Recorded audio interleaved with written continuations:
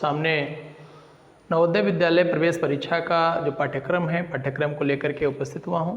तो आइए शुरुआत करते हैं आज के कार्यक्रम की और जानते हैं कि जो नवोदय विद्यालय प्रवेश परीक्षा है उसमें उसका पाठ्यक्रम 3 भागों में विभाजित है। उसका जो प्रथम भाग है मानसिक योग्यता परीक्षा, वह कितने उपचरणों में विभक्त है और उसमें किस प्रकार के प्रश्न आएंगे, इस पर हम आज बातचीत करते हैं। तो आप हमारे साथ बने रहें। मैं आप सभी को ये आशा दिलाता हूं कि मैं आपको पूरा पाठ्यक्रम बताऊंगा और उसके बाद यदि आप चाहें तो हमारे साथ तैयारी भी कर सकते हैं और मैं तैयारी भी कराऊंगा और एक बुक भी आपको सजेस्ट करेंगे जो आप ले सकते हैं इन फ्यूचर। देखें, अनुभाग 1 में बताया गया है मानसिक योग्यता परीक्षण, जो कि मानसिक योग्यता परीक्षण है और इसमें क्या करना है। तो इसका प्रथम उद्देश्य क्या है, इस परीक्षण का मुख्य उद्देश्य अर्थात मानसिक योग्यता परीक्षण का मुख्य उद्देश्य छात्रों के अंतर्निहित योग्यताओं का मापन करना है। कोई भी छात्र है, उस छात्र के अंदर जो उसकी अंतर्निहित शक्तियां हैं, उन शक्तियों को वह कैसे निखार पाता है, कैसे उनकी आकलन करता है, कैसे उनके प्रस्तुतिकरण करता है, ये मानसिक योग्यता परीक्षण इसी पर आधारित है।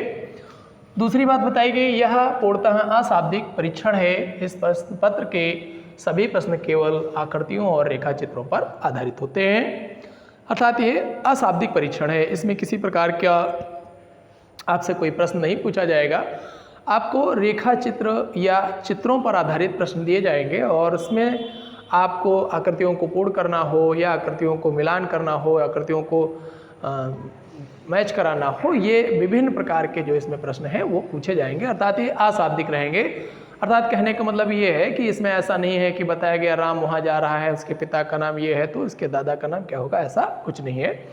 ये अशाब्दिक है, अर्थात बहुत ज़्यादा शब्दों का प्रयोग नहीं किया जाएगा, चित्रों और रेखाओं का प्रयोग करके बातचीत की जाएगी।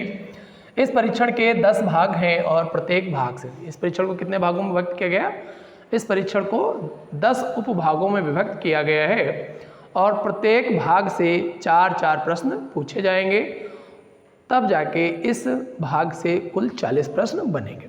कितने भागों में, 10 भागों में विभक्त है और प्रत्येक भाग को बराबर का महत्व दिया गया और प्रत्येक भाग से 4 प्रश्न आपको लिए जाएंगे और 4 प्रश्न जो हैं तब जाके इस पूरे मानसिक योग्यता परीक्षण के भाग से 40 प्रश्न बन के तैयार होते हैं। तो आइए देखते हैं पहला भाग क्या है। जैसे हम देख रहे हैं कि हमारा जो मानसिक योग्यता परीक्षण है उसका प्रथम भाग दे रखा है असंगत को अलग करना। असंगत को अलग करना, जैसे कि अब मान लीजिए असंगत क्या चीज़ है।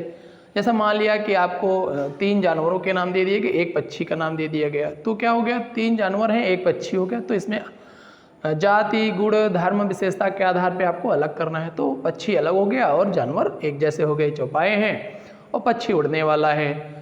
इस तरीके से इसमें एक असंगतता की बात करनी है। या जैसे दे दिया गया असंगत को अलग करना है, जैसे दे दिया गया 2, 4, 6 और 3 दे दिया गया। तो 2, 4, 6 ये सम संख्याएं हैं और 3 क्या है, असम संख्या है, अर्थात विषम संख्या है। तो इस प्रकार से क्या करेंगे आप, असंगत को अलग करना। बात समझ में आई। और इसमें बहुत से जो पैटर्न बनेंगे उन पैटर्न पर आधारित क्वेश्चन होंगे। आपको ऐसे एक दो क्वेश्चन नहीं है, मतलब बहुत सारे पैटर्न पे क्वेश्चन मिलेंगे। आकृत चित्र मिलान करना। अब आकृत चित्र मिलान करना, जैसे कि अगर बहुत सी चित्र आकृतियाँ दे दी गई हैं और उन आकृतियों के चित्र से मिलान करना है कि कौन सी आकृति फला आकृति दे रखी है और इस फला आकृति का इस फला आकृति में कौन सी आकृति होगी, उससे आपको क्या करना, मैच करना है। तो इसमें हम देखेंगे जब हमारे पास उदाहरण रहेंगे तो आकृत चित्र मिलान करना भी सीखेंगे। पैटर्न को पूरा करना। पैटर्न को पूरा करना, जैसे मान लीजिए पैटर्न को पूरा करने का एक एग्जाम्पल ले रहे हैं।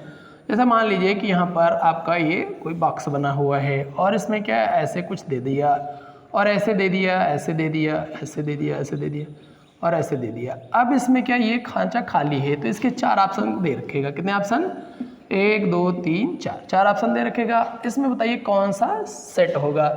तो वहाँ पर कहीं ऐसे दे रखा होगा, कहीं ऐसे दे रखा होगा, कहीं ऐसे दे रखा होगा, है ना, बात समझ रहे हैं। या कहीं पर मान लो उल्टा दे रखा है, ऐसे दे रखा है। कौन सा आप पैटर्न लगाएंगे, वो पैटर्न यहाँ पे पैटर्न फिल करने की बात हम इंडिकेट करेंगे कि पैटर्न को फिल कैसे किया जाएगा। आप समझ रहे हैं। नेक्स्ट हमारे पास आता है आकृति चित्र श्रृंखला, आकृति की चित्र श्रृंखला की मान लो ये आकृति आई है, फिर दूसरी आकृति आई, फिर तीसरी आकृति आई और इसके बाद चौथी आकृति कौन सी होगी। तो आकृति चित्र श्रृंखला पे भी आपको क्या करना है, प्रश्न पूछे जाएंगे। समझ रहे हैं। इस प्रकार से आकृति चित्र श्रृंखला भी हो सकती है कि ये ऐसे मान लीजिए ये छोटा है फिर बड़ा है फिर इसके बाद चौथा, फिर ऐसा कैसे आएगा वो चीज़ हो सकती है। सादृश्यता की बात करें, सादृश्यता मतलब एक जैसी दिखाई पड़ने वाली जो समानता के आधार पे, समझ रहे। तो कोई दो आकृतियाँ हैं उनमें से क्या करना, आपको सादृश्यता आकृति पहचाननी है। कैसी आकृति, सादृश्यता आकृति। जैसे मान लिया यहाँ पर कोई एक आकृति दे रखी है, इस प्रकार से कोई आकृति दे रखी है ऐसे, ठीक। और यहाँ पर आपको बहुत सारी 4-5 आकृतियाँ दे रखी हैं। अब इन 4 आकृतियों में ऐसे ही पैटर्न बनाए गए होंगे, लेकिन क्या होगा, उन पैटर्न में कहीं ना कहीं थोड़ा बहुत परिवर्तन होगा। उन पैटर्न को आप देखेंगे कि कौन सी आकृति इसी के समान है, उस पर आपको क्या करना, टिक करना रहेगा। समझ रहे। तो सादृश्यता परीक्षण। फिर ज्यामितीय आकृति पूर्ति। कैसी आकृति पूर्ति, ज्यामितीय आकृति पूर्ति। ज्यामितीय आकृति पूर्ति मतलब कुछ ज्योमेट्रिकल आकृति दे दी गई, त्रिभुज दे दिया गया, ट्रायगोनोमेट्री दे दी गई, आयत दे दिया गया और उस आयत को क्या करना है, कौन सा कॉलम सेट करें जो पूर्ति हो जाए, इस प्रकार से हम बात करेंगे। दर्पण प्रतिबिंब की बात करेंगे। दर्पण प्रतिबिंब क्या होते हैं, जैसे कोई वस्तु है, वस्तु को क्या करना है, आपको दर्पण के सामने रखना है। मान लीजिए कि आपका ए है और ए को क्या किया, दर्पण ऐसे रखा गया, तो अब इसकी आकृति इसमें किस प्रकार की दिखाई देगी दर्पण में, तो कैसी दिखाई देगी, ऐसे ही दिखाई देगी। आप बात समझ रहे हैं, दिखाई देगी नहीं। ए है चूंकि ऑर्डिनेंटल वर्टिकल सेम है तो इसलिए ऐसे ही दिखाई देगी। जैसे मान लो बी है, अब क्या है, अगर यहाँ पे बी रखा जाए, क्या रखा जाए, बी रखा जाए, तो बी कैसा दिखाई देगा ये आपको देखना है। तो बी कैसा दिखाई देगा, ऐसा इस प्रकार से दिखाई देगा। आप समझ रहे हैं। तो आकृति। अब ये भी देखा जाता है कि जो दर्पण है, मिरर आपका कहाँ रखा गया है, फ्रंट पे रखा गया है, राइट में रखा गया है, लेफ्ट में रखा गया। तो बहुत से जो क्वेश्चन होंगे उन क्वेश्चन पर हम क्या करेंगे, चर्चा पर चर्चा करेंगे। पंच होल पैटर्न की बात करते हैं। इसमें एक प्रश्न आता है पंच होल पैटर्न का।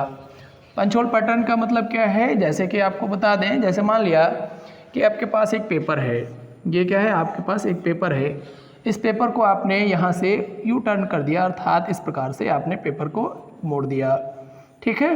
तो अब यहाँ पे पेपर के पास वास्तव में तो आपको एक सिरा दिख रहा है, एक पेपर, लेकिन ये पेपर के 2 परतों में फोल्ड हो चुका है। हो चुका नहीं हो चुका, अब ये पेपर 2 परतों में फोल्ड हो चुका है। एक तो ये परत और ये टूट के यहाँ पे गई है, तो ये परत 2 परतें हो गई। अब मान लिया यहाँ पर क्या किया, होल कर दिया गया, और अब बताया, पूछा जाएगा आपसे कि इस पेपर को खोलने पर आपका पेपर कैसा दिखाई देगा। तो फिर कैसा दिखाई देगा, तो फिर आप देखेंगे कि ये पेपर ऐसा दिखाई देगा। कैसा, एक खोलिए, एक खोलिए और एक खोलिए, एक खोलिए। आप समझ रहे हैं। तो ये पेपर पैटर्न के पंच होल पर आधारित हैं। आप समझ रहे हैं। या यहीं पर मान लीजिए कि कैसा भी होल कर सकते हैं, ट्रायंगल कर सकते हैं, कट कर सकते हैं, तो ये पंच होल पर आधारित है। 1 कर सकते हैं, 2 कर सकते हैं, 4 कर सकते हैं, कोई आकृति यहाँ पर क्या कर सकते हैं, पंच होल कर सकते हैं। उस प्रकार से इसमें जो पेपर दिखाई देंगे। स्थान दृश्यावलोकन। स्थान दृश्यावलोकन में क्या करेंगे आप, स्थान दृश्यावलोकन में भी एक जो पेपर होंगे, क्वेश्चन होंगे, वो आपको समझाए जाएंगे।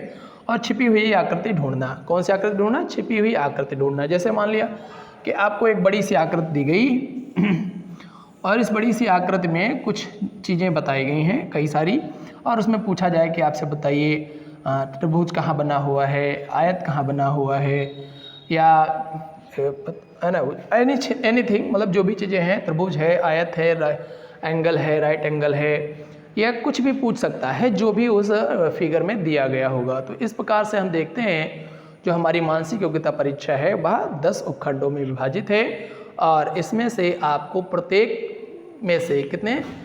में से 4 प्रश्न देखने को मिलेंगे। कितने प्रश्न देखने को मिलेंगे, प्रत्येक में से आपको 4 प्रश्न देखने को मिलेंगे। और इस प्रकार से जो मानसिक योग्यता परीक्षा है पूर्णतः कितने 40 नंबर की हो जाती है। कितने नंबर की, 40 नंबर की हो जाती है। और टोटल आपके पास कितने 40 नंबर का ये पेपर रहेगा। कितने नंबर का रहेगा, 40 नंबर का ये पूरा पेपर हो जाएगा। और कितने समय कितना रहेगा, इसके लिए आपको हल करने के लिए 60 मिनट का टाइम रहेगा। कितने मिनट का टाइम रहेगा, 60 मिनट का टाइम रहेगा। तो दोस्तों गणित का जो पेपर है उसका जो पाठ्यक्रम है उससे मैं अगली वीडियो में समराइज़ करूँगा। अभी के लिए इतना ही, अभी थोड़ा मुझे जाना है कॉलेज के लिए। धन्यवाद।